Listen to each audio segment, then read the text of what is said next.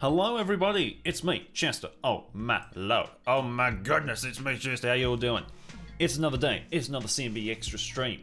It's the days and the working out time differences. It is Friday night for most of y'all. Saturday morning for me. Welcome, welcome. Today is a very interesting day of conversations, and that would all be without purpose if it wasn't. I have no idea what the hell I'm saying. Welcome, BJ. How you doing? Hello. It's pretty good. Pretty good. Pretty good. This is pretty good. Yeah. I felt like that was pretty good. Ready for some pretty good, interesting discussions. I'm ready. Yeah. So we've got some topics. BJ just chucked a topic at me when we were about to start, so we'll talk about that as well. I swear, like, our discussions of what are we going to talk about this stream happen sort of between the 3-minute mark and the 30-second mark left on the timer. Yeah, once we realise we're being timed. Yeah, that's when we start talking about things. Yeah, so welcome Al the Chipmunks Fan Forever, Shark Roblox, One Diamond Shine. Those are the people who've said hello at least. I don't know about anyone else. Nothing ever gives me actual statistics. My YouTube page of the live stream just says it's like no one's watching. Then Streamlabs is giving me some comments, like chats, but it says there are 0 viewers. And then YouTube is giving me another different type of chats. So I'm jumping between the two to get all the information I need. It's funny because I've just got the stream open just like I'm watching it, just so I can read the comments, and it just says that there's 5 people watching. Okay, so okay. Right there. I didn't know that you couldn't see that. That's hilarious. I can never see any. Yeah. That's so funny. Information isn't forthcoming to me. I just have to hope. Sometimes it makes it better when I'm an hour and a half into a Persona 4 stream and I know... You don't actually know if nobody's watching. Yeah, I don't know if anyone's commenting or if it's just very boring. Yeah.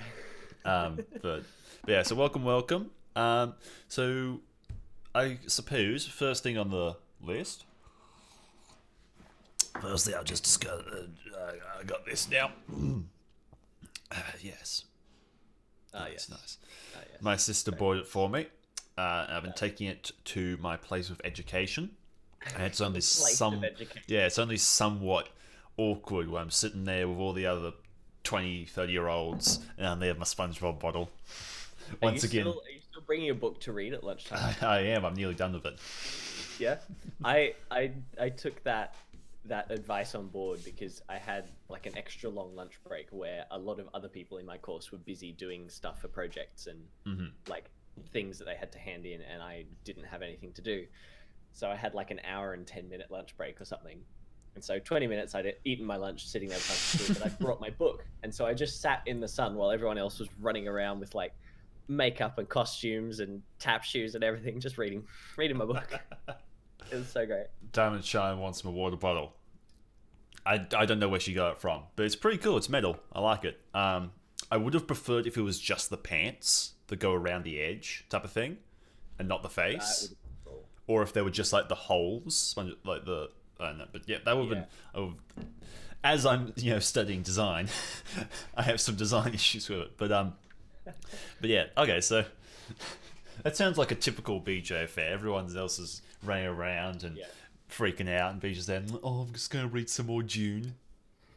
Yeah, I'm guessing you're still reading June. Oh, I need to put up a freaking piece of paper.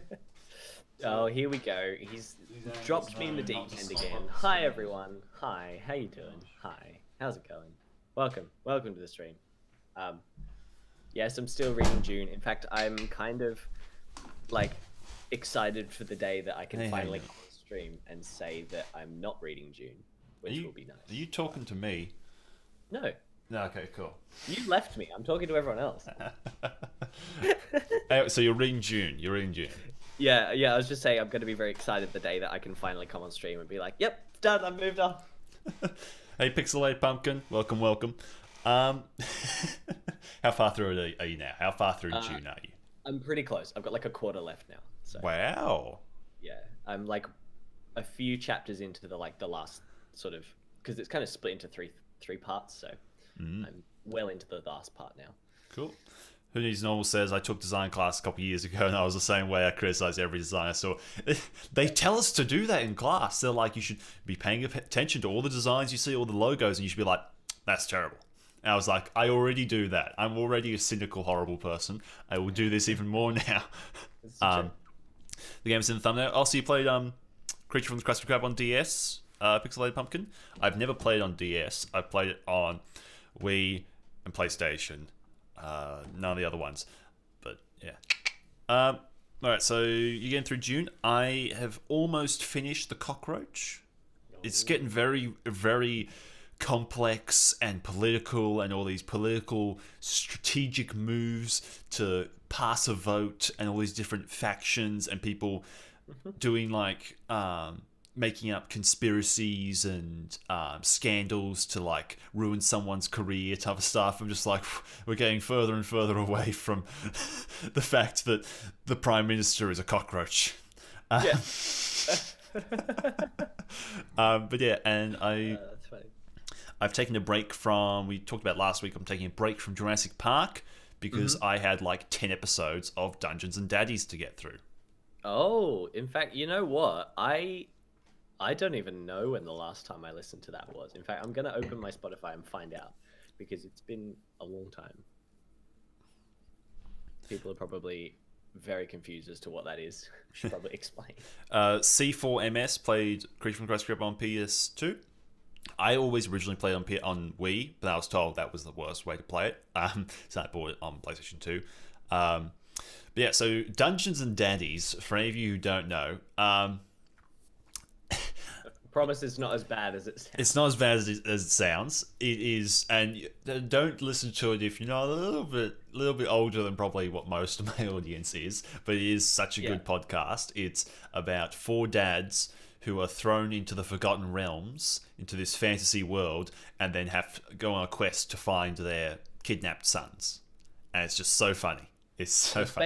It's basically a Dungeons and Dragons like live play. It's very loosely Dungeons and Dragons. They basically just roll dice to see if something works or not. It's really like 60% improv comedy and then a little bit of Dungeons and Dragons kind of underpinning it.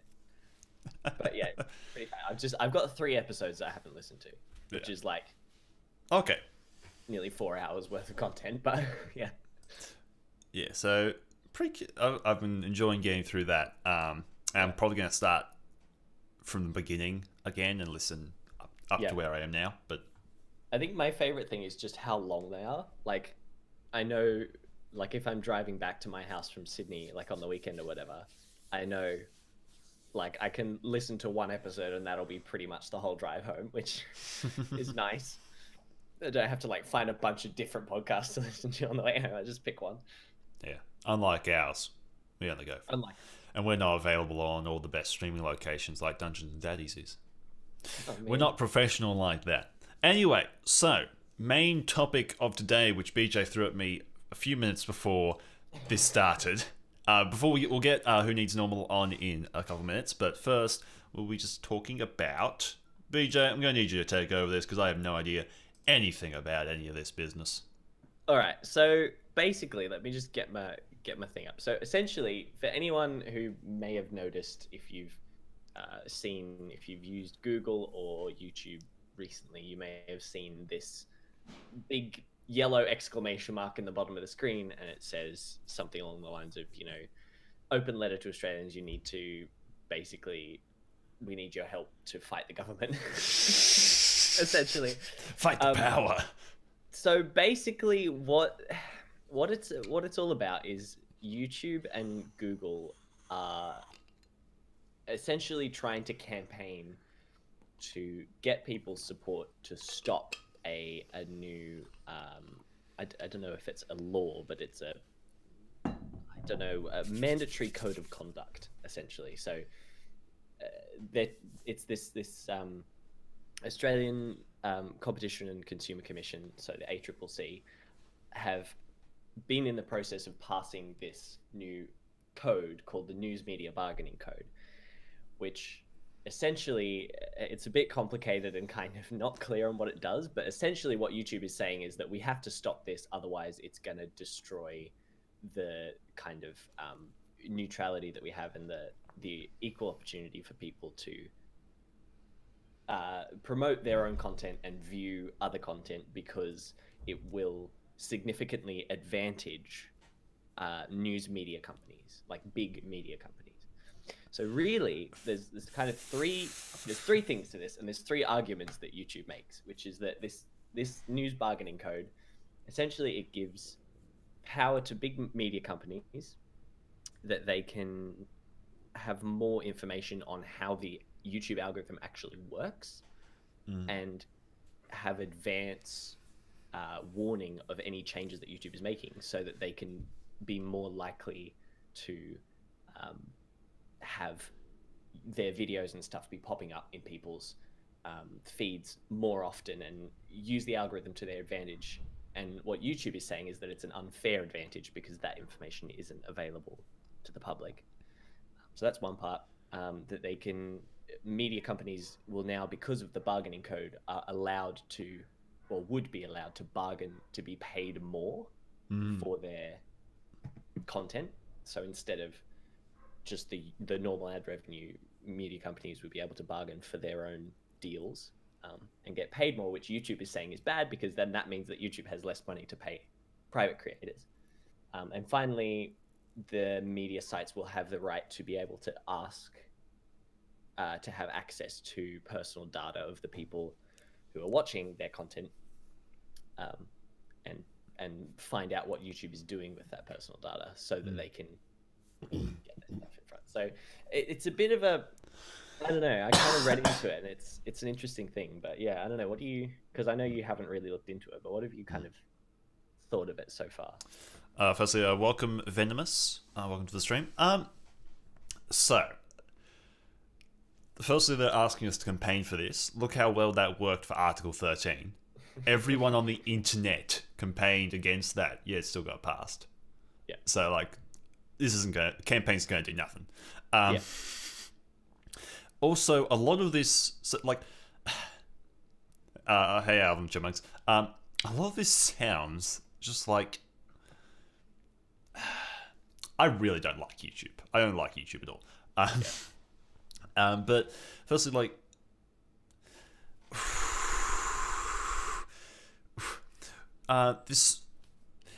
there is always something like this going on. Before it was Article 13, how that was going to destroy the internet, hasn't yet. Then there was the whole copper situation, hasn't affected anyone really. Like that, the way they were making that sound, and the people in charge of that were making it sound like it was going to destroy everything. They were not like, they were talking about it in a very extreme manner. Now there's this, and just like the stuff in it.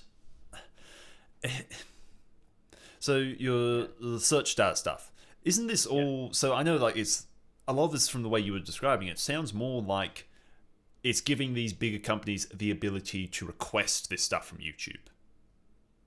Yes. So they have rights to legally ask for this stuff, which I believe, and again, I'm not an expert on it. I've only kind of read into it a little bit when I first saw it earlier this week, and then I was looking at the actual code itself this morning before the live stream. But yeah, there's just something about that. Let me just, because... But here's the thing, it's just like, YouTube is already complete. YouTube's given everything over to big companies. I go into trending, top, like, things I see, it's from NBC News. And it's just like, Jimmy Fallon, all that type of stuff. It's always those guys. Like, they've already given all that over to these guys. And now they're annoyed because those guys are going to be expecting a little more from them. YouTube already gives so little to actual creators. It's absurd. And there's also the stuff that's just like, like they can bargain for more money, you said? Yeah. But then again, it's the fact of the matter that, you know, YouTubers in reality get so little per what they already get. And it's just absurd. I guess you have to wonder, like, is this YouTube being worried that they're going to have to pay people? So like, oh, we want to stop that. I mean, I don't think it is that, but like, that could be part of it. There is I think, there is always that kind of thing of just like how much of this is YouTube. As you even just remember the copper thing. YouTube literally dropped everyone. They were just like, here's what's going on. We've given you this super over the top way of dealing with it. We're not going to help you with it. You can just deal with it yourselves. I have no respect for YouTube. I have no like hope. I don't care. Like I consider every day putting this stream and all my streams up on Twitch just because, like, it's different. But it's just like I can't. And I mean, I guess with the copper thing, it is also tricky because YouTube basically got sued for breaching a law that they didn't really know they were, and so I guess in a way there wasn't much they could do. But I agree they could have handled it better. Well, it's just the thing of just, I think YouTube forgets the fact that its creators are literally its lifeblood. So it should support them in every possible way. Which perhaps is where this whole open letter came from, is because of the copper thing, they're now kind of overcompensating for that. And like, now that this is happening, they're like, oh, quick, we've got to do everything we can to warn our creators because we don't want to hurt them because that's what happened last time kind of thing. Which I feel like when I read it through, I feel like that's kind of how it comes across, is like, because it's a very extreme thing. Like, to have it like fully pop up in the bottom of your screen every time you that's pretty, like, obviously this matters a lot to them and I understand why it would, but I don't know. And like with the whole that news media sites can request, and there's a whole on the actual draft of the bargaining code, there's a whole list of criteria of what constitutes a news media website, and they have to be, there's a bunch of things here. Predominantly produce core news, adhere to professional standards. Like, so all Pew this News stuff. is out. Maybe, I don't know, man. Poppy Smoria is not going to be happy with that. Is it Poppy Smoria now? I have Poppy no Gloria? idea. I don't know. It changes. I swear it changes every. He doesn't do news anymore. I was quickly read through chat for just a quick second. So one dumb shine. Article 13 was approved by a bunch of boomers who don't know anything about YouTube. Yeah. Our Chipmunks Aussie's such a funny name. How dare you? How dare you? That's the name of our people. Chipmunks fan. YouTube is a platform that needs to just get its stuff together. I guess this is it trying to do that, but it just always feels like it's such a massive company, but always the buck falls to us to like campaign and to do all this stuff. One dumb shine. Copper hasn't been that bad, but it has affected a lot of stuff that shouldn't be affected by it. And yeah, again, I'm on a different side of Copper. I think Copper is completely like YouTube's fault. YouTube should not be. YouTube knew, like, the way that it like gives out videos and supports people like Logan Paul and all that type of stuff.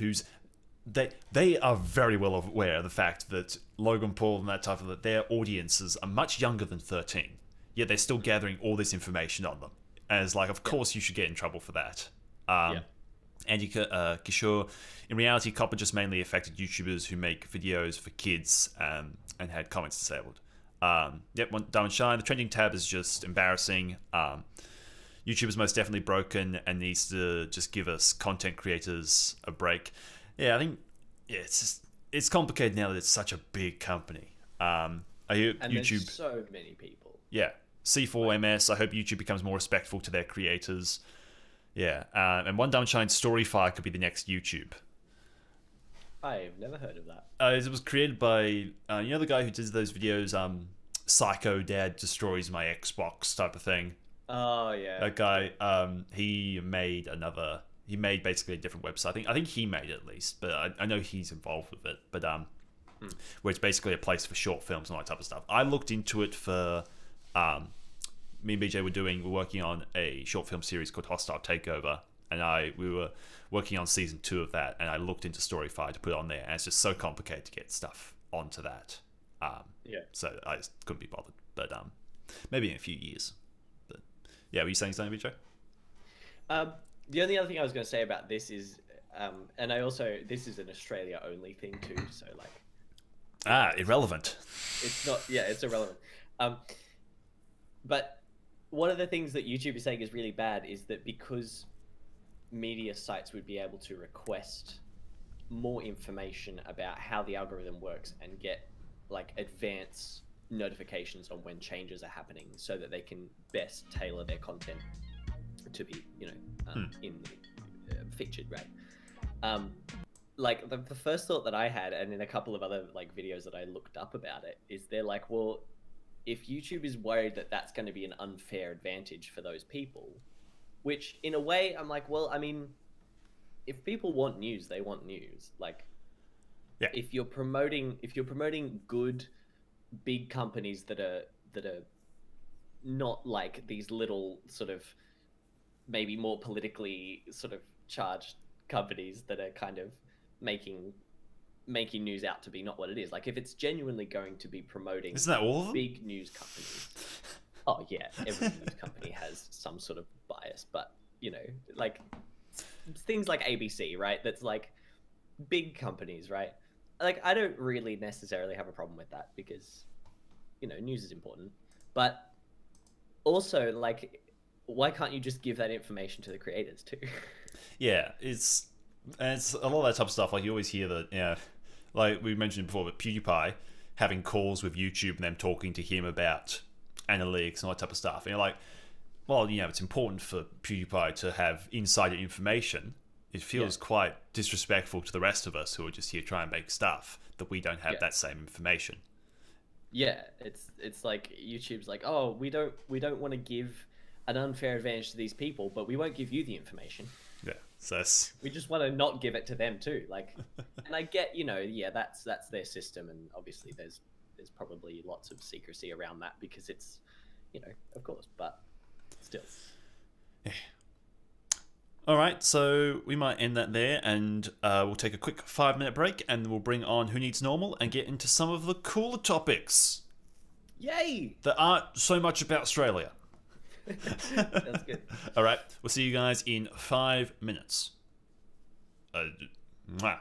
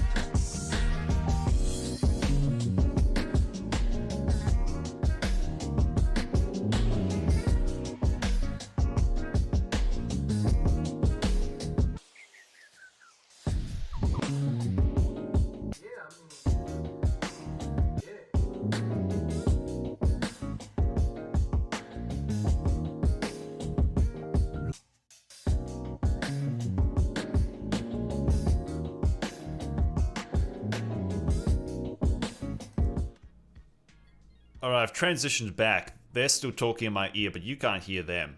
They're talking about Lego. All very important stuff. Welcome back. I'm just going to unmute them. There we go. Hey, how you guys going? Hey. So we have Who Needs Normal with us.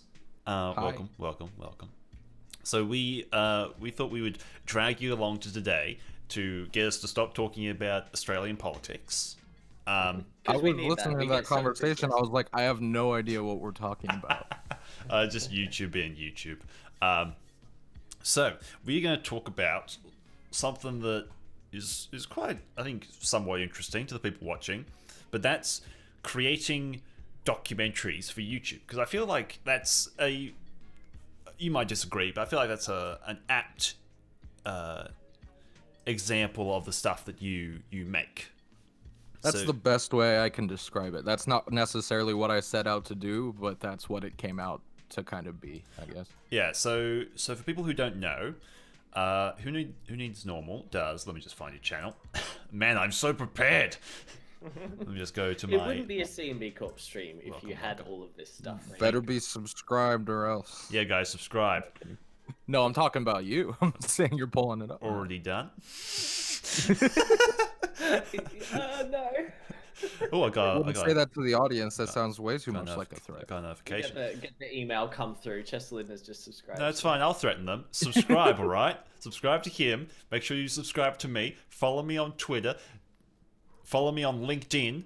Follow him on OnlyFans. Check out my Reddit. Yeah, follow my OnlyFans. And don't follow me. Yeah, don't follow BJ. No one wants to see that. So the stuff that you've done is, I'll say, I think pretty spectacular. So the true story of Big Sky Interactive. I remember when you sent that to me.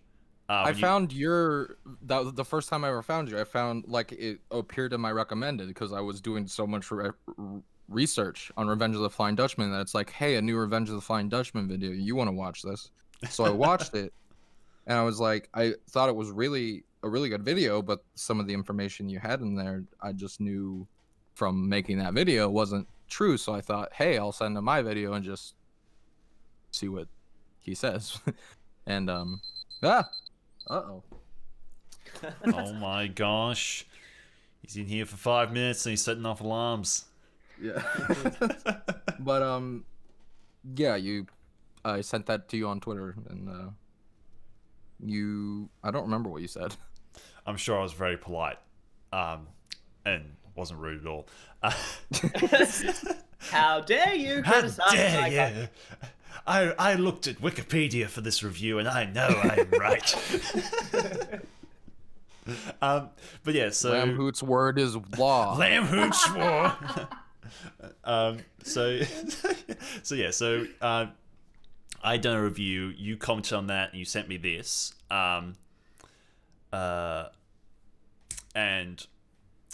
saw it, and I watched a big chunk of it. It's very long. I was gonna say it's very long. It's very long. So I watched a big chunk of it. I was like, yep, okay, I get the message. I had a lot of misread information. Hi, E-Caps video? I don't understand, man. These names. Eat Craps video. Eat Craps video. I cannot. Well, I need my extra letter in glasses. there. I am blind.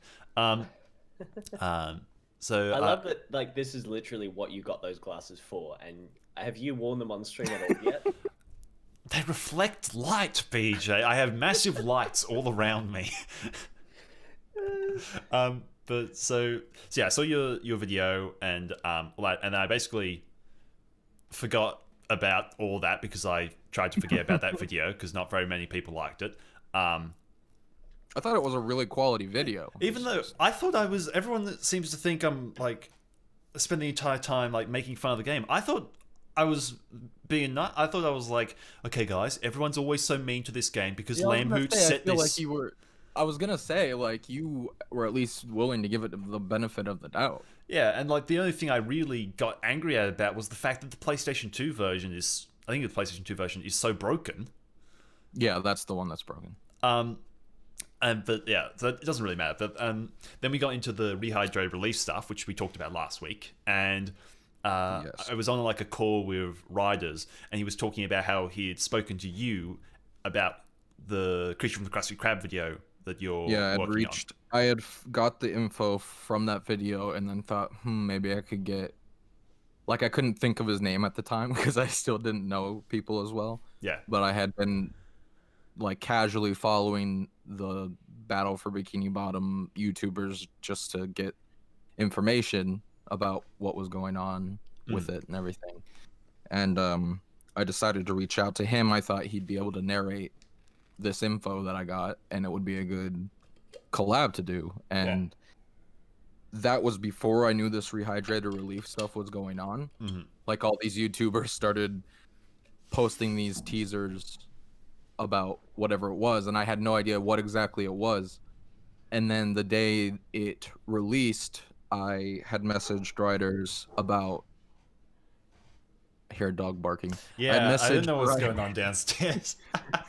I had messaged writers just kind of getting an update on what was going on. Sorry, very professional. Let me just turn my microphone down. I messaged him to get an update because he hadn't completely recorded everything yet, and then I just mentioned to him, like, hey, that charity thing you're doing is pretty cool. And then he said, oh yeah, you want to be a part of it? You want to...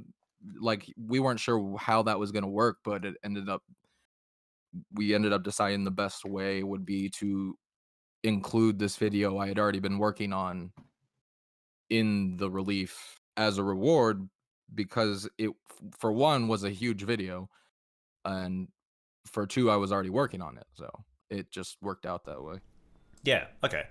And then I found out you were a part of it, and then some of these other people I had watched were a part of it, and it was a cool experience. Yeah, because I had only, because I had left for like a week, and so I'd come back, and like I left, when I'd left there was like 4 people involved. When I came back, there was like 30 people involved in it. I was gonna say, I feel like you weren't there right away when he added me to the Discord. Yeah, and so then I found out that you were in it. I was like, and he mentioned on a call, it was like, yeah, he did this Big Sky Interactive video. I was like, didn't someone send that to me? So I went back onto Twitter and I like scrolled back through stuff people had sent to me, and I found, because like I think your Twitter was named something else then.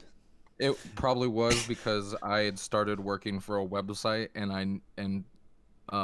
called Squad State. It's a journalism website in Canada for gaming, and I wanted, like, at the time I wanted people to see my actual name because that was what I was known for at the time, was writing for them. Yeah. But then when the YouTube stuff started picking up, I changed it to what it is now. Yeah.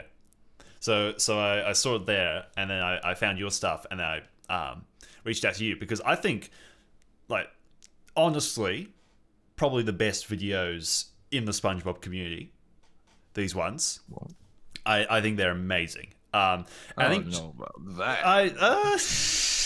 I just like, I think the idea of documentaries and all that type of stuff, and like I talked to BJ about it, and I was like, I found this guy, he's involved in the rehydrated relief stuff, step above all of us, and he's got like 200 subscribers, and he's just a step above all of us, just quality and production wise. He's like the Did You Know Gaming guys. Well, it's funny you mentioned that. I mean, they're clearly part of my inspiration for making the stuff I do. Yeah. So, something that I wanted to talk to you about. How do I transition back to my face? There we go. How's everyone doing? Let me just turn off the music. I don't know why that keeps resetting itself. I was like wondering that. I was like, why does the music keep turning back on? I was watching it when I wasn't on the call. Yeah, I keep forgetting to turn down that thing. What is your... Because we all have different ones. Because I do, of course, CB Extra. Me and BJ do short films, and then you do these. So what's really your video making process for one of these? Because they're massive videos. Yeah. Well, like, I'm working on stuff now that's not quite as big necessarily, but I guess the first stage is just research, like for weeks, sometimes months, just trying to find every little bit of information I can. And I mean, really, that's the most important part, because without that information, you're not going to make a good video. Like, when I set out to make that video, I did not have all that information, and I didn't think I would have that information. I thought it would be probably like I wanted to do kind of the same thing, but just with whatever I could find. And I ended up finding the Twitter of the art director / part owner of the company. I didn't know he was part owner at the time. I just thought he was the art director. Okay. So I found his Twitter, tweeted at him, just saying, hey, I'm working on this project about Big Sky Interactive, and I was wondering, can I ask you a couple questions? And I didn't really expect to necessarily hear anything back, but after a day or so, he tweeted back and like was very enthusiastic and was like, yeah, like, of course, like, how do you want to have the conversation? And so we ended up talking back and forth through Twitter DMs, and that's how I interviewed the first person I talked to. Okay, wow. And that was how I first learned about what exactly really happened, like why they shut down, but he was very vague. He didn't want to give specifics. So all I really knew was that there were people above them that just decided that they didn't want them to succeed, basically. And that was all I knew. But I ended up reaching out to someone else and getting more of that information. But yeah, so the research is definitely the biggest part of it starting out. And then I just kind of, depending on the video, plot out a timeline of events. And then I just start writing, basically. And then I record it and edit it. A lot of the hard part is the research. So Diamond Shine asks, how long do you, just, if you can give us like, in hours, how long do you spend researching everything? So for the Revenge of the Flying Dutchman video. I know that's that one. I have no earthly idea. Like I said, it took me months to do the actual research portion. I'd say it took me 6 full months to make that video. Wow. And that was like, I wasn't like working on it every single day necessarily, but over that time I was working a lot of time trying to make that.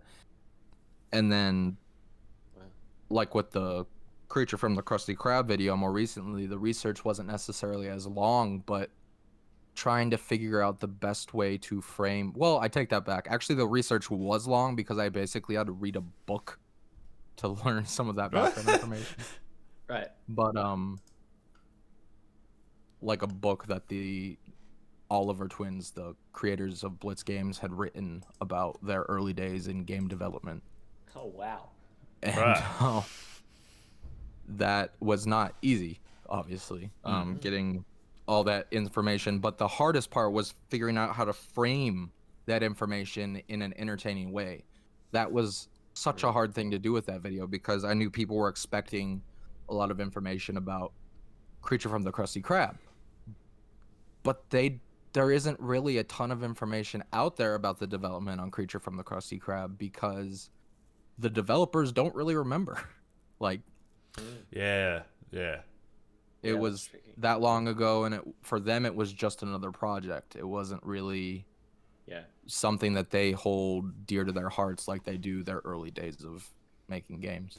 Yeah, and it's also but just... they gave me... Oh, sorry. You go ahead. No, it's just if the developers themselves, because we're a pretty weird community how much we value these games, but for the developers, if you don't really value a project, you're not going to hold on to information you don't need to. Basically what he told me when I asked if I could ask him some questions is basically just that time of their work was just really hazy. They really didn't remember a lot. So the best he could do was send me a link to their archive where they kept just old files that they might have needed. And there wasn't a lot on there. But what was on there was like kind of a gold mine with that pitch for the original game. And I don't even know that he knew that was there.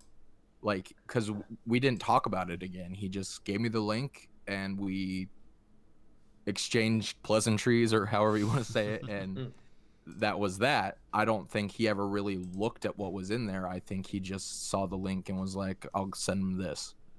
And Yeah. there was also some pictures taken during development on like a camera, and clearly were not professionally taken. It's just like probably one of the Oliver twins came in there with a camera and was like, we're gonna take some pictures for old time's sake of these people working on this game. And I forgot to include those pictures in my video.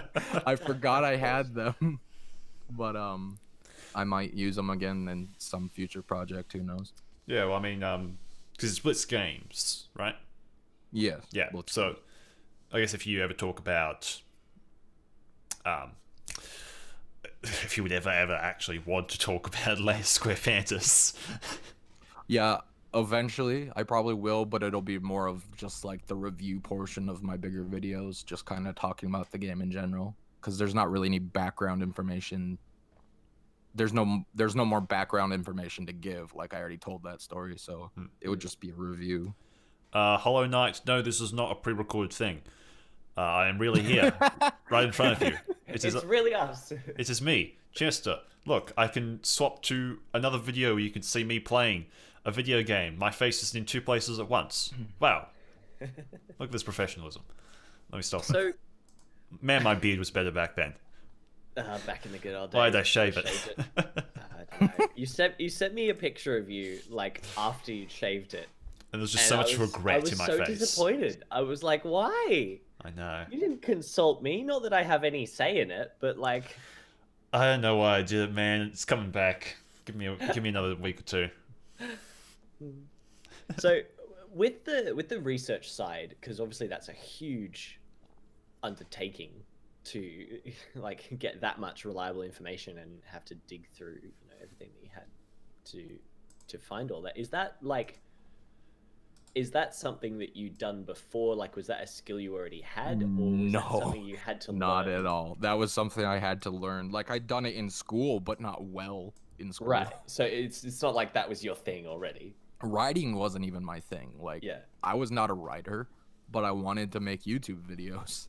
I'd Yeah. always wanted to make YouTube videos, never necessarily that type of YouTube video. Because I mean, YouTube's changed so much over the years. Like when I first wanted to make YouTube videos, the big thing was like sketch comedy and stuff like that. And so that was what I thought being a YouTuber was. And then I'd done several different attempts at YouTube. I've made Let's Plays, I've made other comedy stuff. And We know how you feel. it was Let's just it say. was never really We've done so many things. Done everything. yeah, it was never really where the quality I wanted. It wasn't what I wanted to be known for, and it wasn't getting views. Not that views are the most important thing to me, but I mean, and I was watching a YouTuber called The Gaming Historian, who I would argue is probably one of my favorite, if not my favorite YouTuber. Yeah, he's pretty good. I was watching his Story of Tetris video for like the 10th time, and then something in my brain just clicked where I was like, what if I did a video like this about Revenge of the Flying Dutchman? Because the other part of that is, for years I'd wondered what exactly happened to Big Sky Interactive because of Did You Know Gaming SpongeBob video saying like this game shut down this company. And I was like, wait, really? Because I mean, I've said before, I liked the game as a kid, so I thought it was weird that people hated it. As I've played it again, I realize I can see why people don't like it. I don't think it's anywhere near as bad as it's often painted, and not as bad as apparently I painted it in my own review. Like it's just I can see the flaws, I guess. Yeah, is what I'm saying. Like, it was the first one, and it's. I think that's the thing is because, and it's what I talk about in my review. The tempo of our view of it was set by Lamhoot's video, which I don't even know. Like, someone commented on my video and was like, "This is completely different from what Lamhoot says," and I was like, "Who is Lamhoot? Is it a YouTuber? Who is that?" Because I still to this day have not. To this day, I still have not seen that video. I've seen it probably like 6 times. Wow. I was obsessed with Lamhoot stuff for a while there. Like he was my favorite YouTuber for a long while there, till he started talking about Breath of the Wild, and I was just like, I don't care about this. Oh, yeah, I was gonna say I don't know what he said. But Oh no, that's it's just I didn't care Oh, for you don't Breath care of the about Wild. Breath of the Wild. And well, I played it, but I was just like, it's just another Zelda game. And he's just like, this is the greatest game ever made.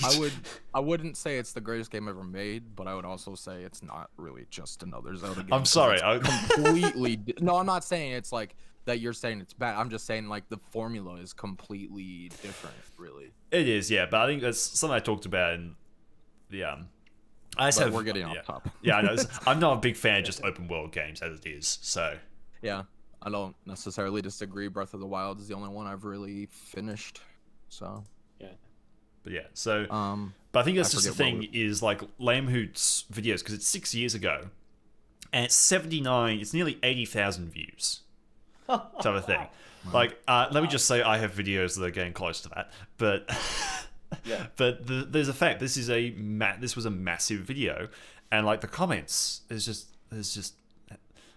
and like it was a massive thing for the SpongeBob community. It was the first time that someone was like looking at a SpongeBob game in a serious manner and like use nostalgia and all that type of stuff. But it's literally just tearing the game apart type of thing because he as a kid couldn't beat it type of thing. It was probably I think writers have said this. I think that video came out in a time where it was very popular to just trash on games. Yeah. Like angry video game nerd set a precedent. And so people thought that's what game reviews was just reviewing the bad games, basically. But the thing is, though, the way I've always kind of defended it is the fact that it's not a review. He's not talking about it critically. It's his experience of, this is how I played as a kid, this is me playing it now, type of thing. It's never... Like I said, I haven't seen it, so... Yeah, but yeah, so his videos that are reviews are definitely shown to be reviews. Like, he goes in depth in, like, game design ways of, like, how this functions, because he's an engineer. So, really? like when he does a review, he does a review. But this one was definitely an opinion type of thing. But it set a precedent for the game. Don't know how this relates to anything we were talking about before. Well, what we were talking about was that I was watching Gaming Historian's video, and then something just clicked, and I decided I wanted to make a video like that, but about this game. But I knew I might not be able to find enough info because I'd looked for that info in the past, and it wasn't there. And so I just dug as deep into the internet as I could, and I'd never done that before. You were asking me if I had a background in research. Right. Yeah. And then did you find that you enjoyed that process of like discovering? Well, especially when I started discovering things that nobody else knew. Like I was like, it's like hitting a vein of untapped information in a mine type of thing. And then it happened again. It was like lightning in a bottle twice with the Creature from the Krusty Krab video, where I was reading pitch documents for a game that likely no one outside of THQ or Blitz Games had ever seen. Yeah. And that was just crazy. It's so cool. Okay, yeah. So there's the whole thing of just like these massive videos that take so much time to make and like months of research and all that type of stuff. And then there's the necessary thing on YouTube of then receiving criticism for those videos that you put a huge amount of effort into. How do you like deal with criticism on YouTube? Well, it was especially I felt like it was obviously going to happen because, like we were just talking about, the game was not super well received. So there are going to be people being like, oh, the game's bad, why'd you even talk about it? And or saying that I'm a liar or any number of things. And I've seen those comments. I've recently turned off notifications for comments after the Creature from the Krusty Krab video went up, because the more exposure, the more criticism, and the more comments, and my phone would just start blowing up constantly, and I just couldn't take it anymore because half the comments were like, this is kind of cool, but you're wrong about this or something like that. Basically telling me I'm wrong. The biggest thing on the Revenge of the Flying Dutchman video is people keep thinking they need to let me know that the glitch that corrupts people's save files was not just on the older fat PS2 models. It was also on the slim models, which I was only repeating things I had been told by other people.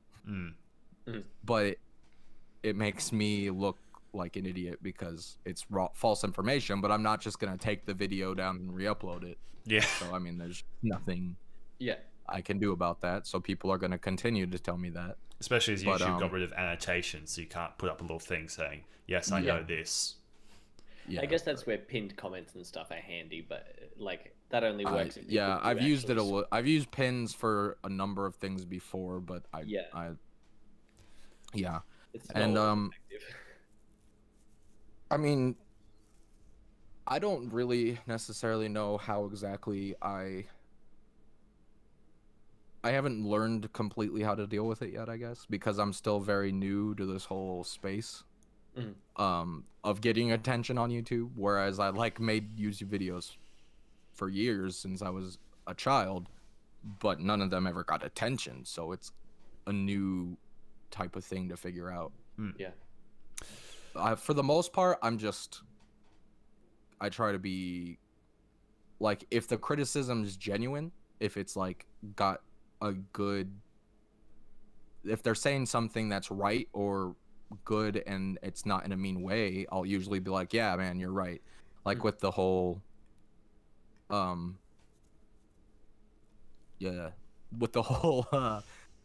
PS2 glitch thing, like people telling me that, like some of them are nice about it, and so I'll be like, yeah, you're right, I messed up. Other people told me this, so I just repeated what I was told because I didn't know any better. I'd never experienced that glitch. But then there are the people, like there was this one guy a few months ago who took the time in the middle of the night, like into the AM, writing what can only be described as an essay himself, basically telling me that this video is great, but then picking it apart, like saying this game is bad, there are genuine criticisms to be made, which I never said was not the case, that the developers were clearly motivated by financial gain, and that I clearly have a bias towards the game and therefore should not have made this video. And it's like, yeah, I might have a bit of a bias, but someone else clearly does. And with that, there's also the thing of just like, oh, this company is clearly motivated by money. Wow, I can't believe that. I can't believe a company wants to not go under. Yeah. And basically what I just said was, I commented back, and I was just like, at the time I was angry at him because I was like, why are you being such a jerk about this? Like, you didn't have to take the time to do this. But I basically just said, some of your criticisms are valid. Your opinions are just as valid as my opinions. But I don't think anything you're saying is factual information, because he was presenting his opinion that the game is bad as if it was a fact. And I just said, that's great, man, but that's not a fact. That's a subjective viewpoint on it. Yeah, that's basically what I told him. And so I tried not to come off as the jerk in those situations, I guess. Yeah. I'm curious about how you deal with it, because we were talking about how earlier I sent you that video, and that was kind of criticism on your Revenge of the Flying Dutchman video, because I was saying, hey man, your video is great, but you're also wrong. I don't think I remember taking it like that. I was more like, is he self-promoting himself? Do I need to ban him? Because I get so many people just sending me links to stuff. I'm just like, I believe it. I don't care what this is. That's the thing, is I always fear that's the way I'm coming off when I send it to people on Twitter. But that I didn't know it was yours. Never the intention. But yeah. So I think I deal with criticism probably worse than I should, but better than I probably should as well. I don't see. Here's the thing: is like criticism. I'm really fine with. I love getting people angry. That was the best time when that SpongeBob game was still relevant. Rehydrate Relief, no, the Rehydrate one. Man, I could say whatever I wanted, and people would get so mad. It was amazing. It was so true. But no, it's even just I like, was a little annoyed. but I would just be honest. It's like, this looks bad. I would expect more No, from yeah. this. And people would get mad about. But here's the thing: it's like criticism. I'm usually quite fine with. Like there was a guy when I reached 1,000 subscribers, and I did like a little blurb saying, "Hey, we reached 1,000 subscribers! Yay, cool!"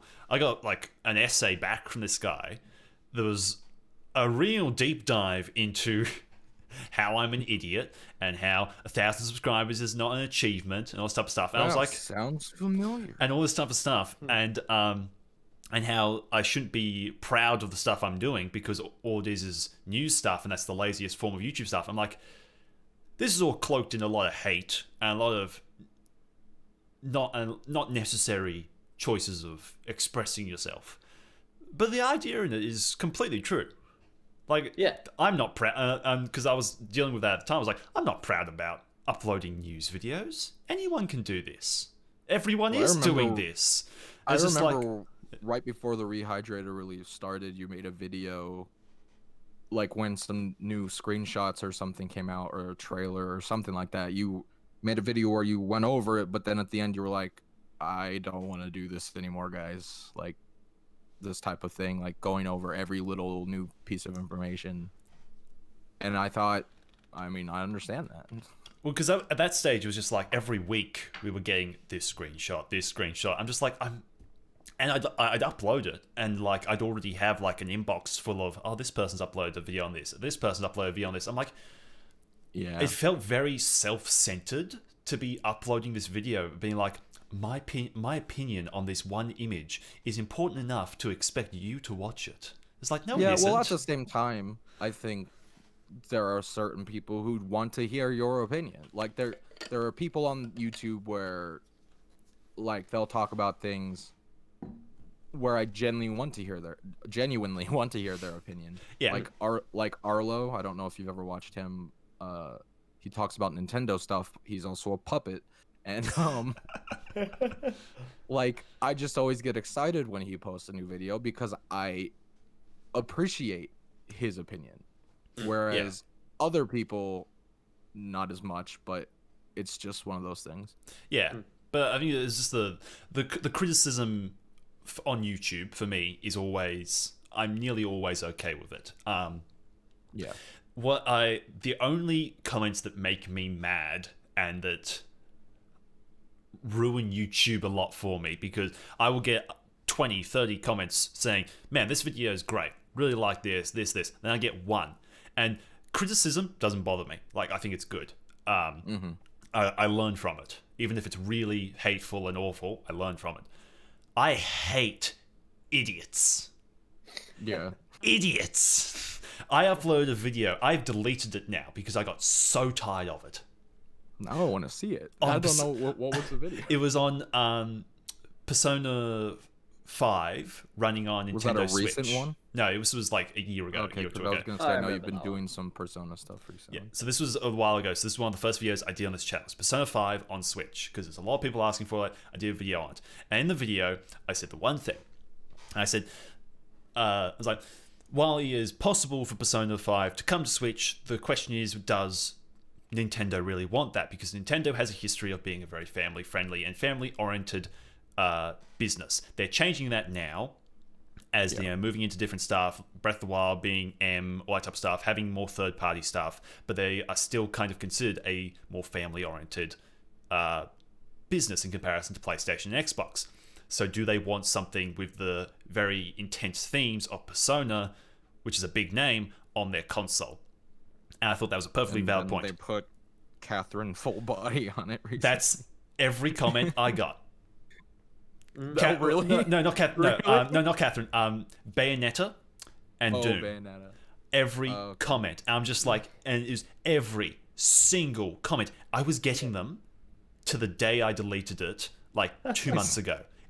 For a year. I open up thing, and every single one, I'm like, do none of you read the other comments? Read the other before you comments. That's what I always think when I see them. And there's just stuff like, comment I got today on my latest Persona video. Are all Persona games content? Question mark? I don't know what that means. I don't know what that means. So I don't know how to respond to that. And then like, and it's just stuff like this, and it just infuriates me far more than it has any reason to. But I just get so mad at it. And it's stuff like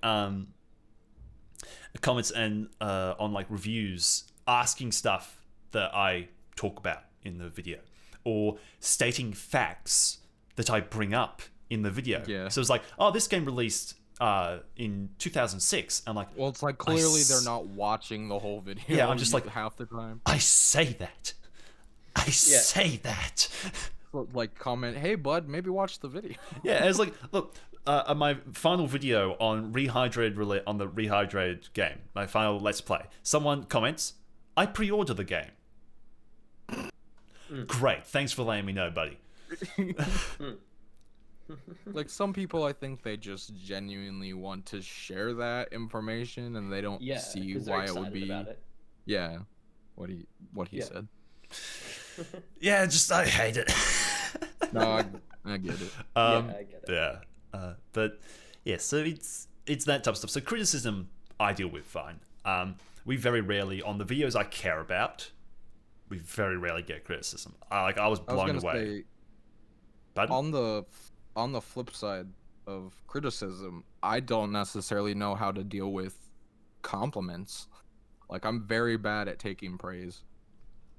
Okay. I'm usually just like, thanks, bro.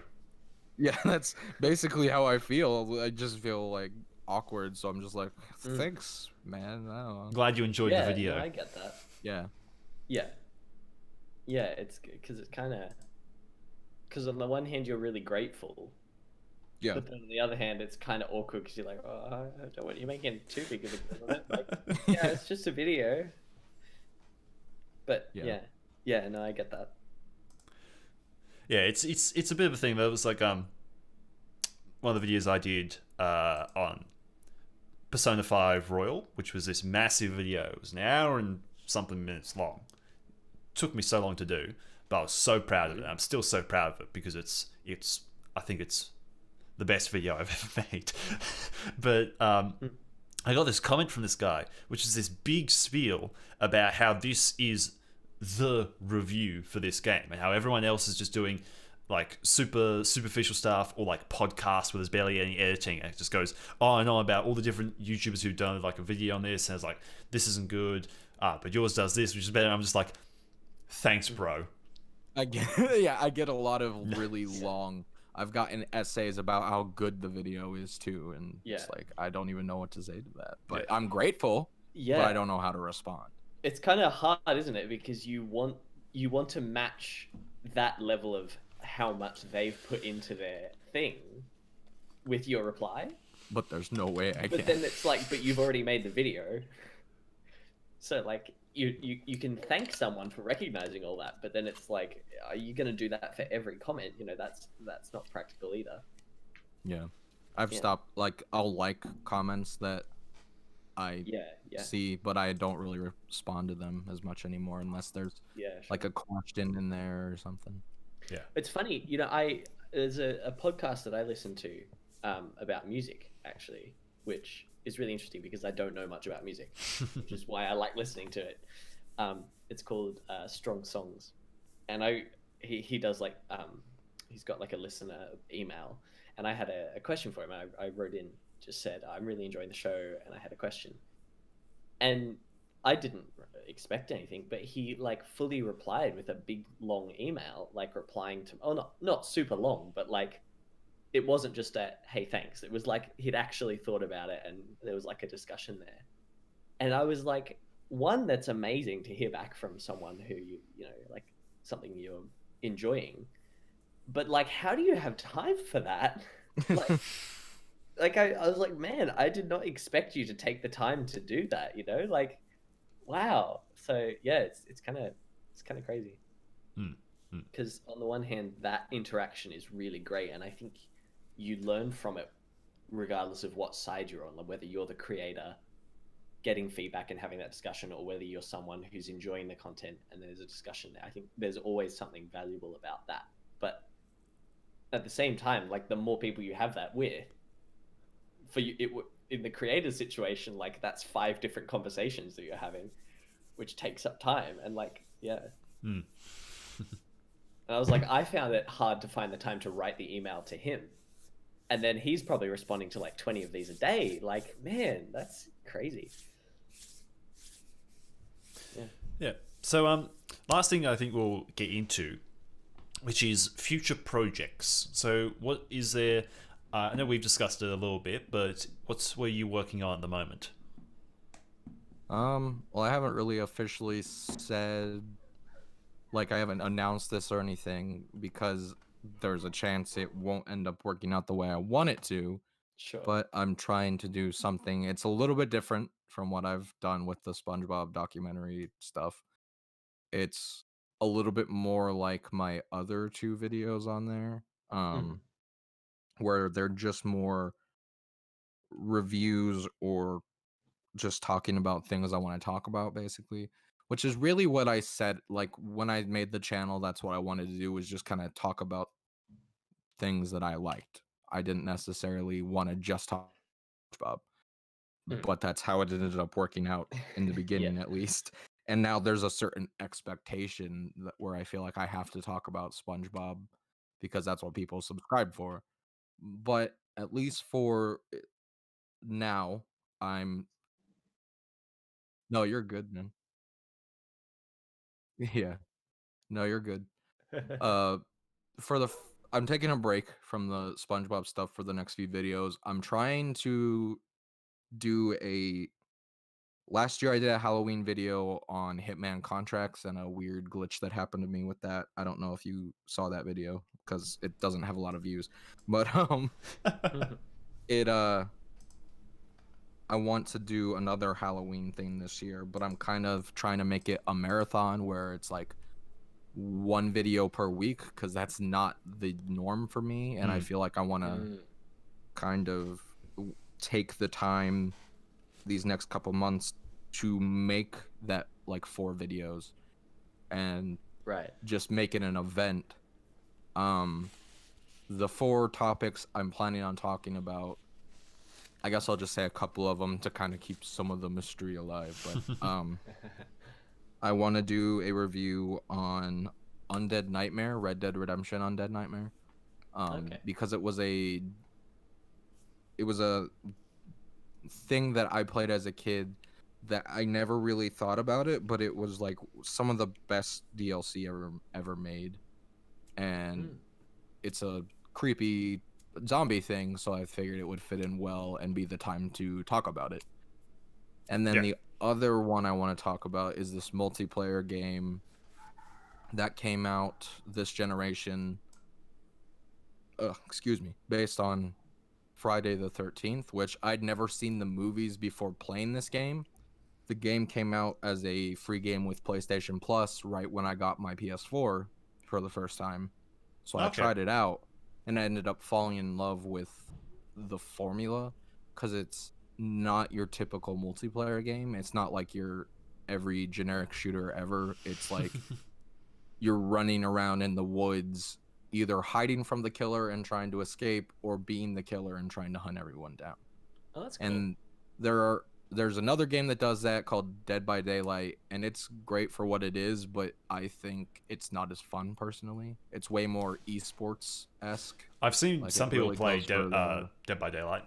yeah, it really goes for more of a competitive twinge to it, whereas I kind of like the setting and mechanics of Friday the 13th better. Yeah. And I just kind of want to analyze that and talk about why I love it so much when a lot of people prefer Dead by Daylight, because it is, for one, they cannot add any more content to it because of a lawsuit Oh. over the rights to the property. Oh, Wow. wow. And for another thing, it is a very buggy game, but I feel like it's buggy in a way where sometimes it's frustrating, but more times than not, the bugs make the game more fun. I guess Yeah. is the best way to put it. And then there are a couple more I might try. There's one that will be a big documentary style video if I can get it done. And then there's just another smaller review. And then I'm gonna try to fit in some let's plays into there somewhere. Friday the 13th, if I can get some people together to do that. Yeah, right. Yeah, that'd be cool. Okay. It looks pretty intense. I've never watched any of the Friday the 13th movies. I didn't watch them before either. I ended up watching most of them after playing the game. They're not like great movies, but I mean, they're okay for what they are. Some of them are better than others, obviously. But there's a lot of adult stuff in there. Yeah, sure. What? Not in Friday the 13th. They would never. How could they do such a thing? Don't they know my lot of- audience are mostly 13-year-olds? A lot of full-on nudity in those movies. Okay, cool. That sounds all pretty cool. So that's all for And- Halloween? Yeah, for now. I don't know what I'm gonna do after that necessarily. I want to address one thing real quick now that I'm thinking about it. I had said in the comments of the Revenge of the Flying Dutchman video, and then I brought it up again in my update video talking about my health situation, that I wanted to do. I was planning on doing a Battle for Bikini Bottom video like the other two. And that did not end up working out. My Matt Scabilia from Big Sky is personal friends with Lyle Hall, the CEO of Heavy Iron, Oh. because they worked together in Big Sky's at Big Sky's original company, Daylight Productions, on a game that never ended up even coming out. But they worked together at the same company before, and so he knew him personally, and he had planned. He was going to be seeing him at, is it GDQ? I can't. No, not GDQ. The whatever conference there is about, like, it's just for game developers. It's not really GDC? for fans. GDC, yeah, that's what it is. That's why I got it confused. And he was going to see him there, and he was going to ask him if he could sit down and talk to me, and then COVID hit. And Oh. Yeah, so that started becoming a problem, and he also reached out to him on email, but we haven't heard anything from that, so I just assume he's too busy. Yeah. So I have not had any contact to fill in those blanks and tell a compelling story about the development of that game. Recently, I did notice there's a guy on the game's lead person is on Twitter, and he's been answering people's questions. And there was also another YouTuber, Beta64, I think, is the one who asked him. I saw another YouTuber ask him if he could ask him a few questions for a video they're making Okay. about Battle for Bikini Bottom. So I thought, at first I was like, oh crap, he beat me to the punch. Now I can't do that. But then I was like, I mean, I can still do that. So I still think that video will happen eventually, but I haven't reached out to that guy yet. Yeah. But for the foreseeable future, that video is not happening. Like, not right now anyways. Yeah. And I feel bad about saying it was going to work. It was going to happen when it didn't. It was one of those situations where I said something before I probably should have, because I thought it was going to work out. And Yeah. And then the It lower did not work isolation. Yeah. But again, with the Halloween stuff, like I said, I haven't really formally announced that, because there's a chance that won't happen, especially because of my health issues. I recently, like this week, I was only working 3 hours at this job anyways, so it didn't really make a difference. But I recently left the job I was working because of health. And that it means I have more time, but because of the reasons I left, I also don't necessarily have the time. I can't necessarily dedicate it all to creating a video, because I don't know if I've told you before, Chester, but making that creature from the Krusty Krab video, it took everything out of me. Like, it came down to the wire where I was like finishing it up hours before it was supposed to go up. And Yeah. it was I remember a nightmare. messaging you while you were working on it, and it's just I'm going for 20 hours. Yeah, we were bonding over that a little bit because you were also crunch time for your video, which I really liked your video, by the way. Thank you. I thought it turned out really well. But yeah, that whole situation, like, I'm grateful for what it was. Like, I would do it again if given the chance. Like, if I could redo it, I would do it the same way. But it was a nightmare. Yeah, I bet. Yeah, that kind of stuff just is so. It just takes so much out of you, and like, yeah. The editing process is always like, I always underestimate the editing process, like how long 100%, it's gonna yeah. take me. Yeah, totally. Yeah. Okay, well, we might call it there for this. Thank you so much for coming on and for talking to us about the insane process of making one of your videos. It sounds like way too much work for me. I won't make the jump over into that genre. Oh, We'll I think you'd be good. Like, after watching your, like I said, your retrospective, I think you'd be good at it. But like you said, it's a process. It's a We might process. leave that one to the professionals for now. I'm by no means a professional. Well, thank you everybody so much for watching along and joining us on this stream. It was a lot of fun. We will see you all next week. If you're a Persona fan, I will be streaming this time tomorrow. Check it out. Persona 4 Golden. Super excited. Me and BJ didn't actually cover the topic that was on about Atlas. I'll talk about it tomorrow. I just saw that. Like, I was just reading back through the sheet. I was like, oh man. I'll talk about that tomorrow with everyone. But thank you very so much for joining. I'll see you all in the next stream. Thanks, guys, for joining with me. It was a lot of fun. No worries. Later, Thanks for inviting taters. us. All right. Bye-bye.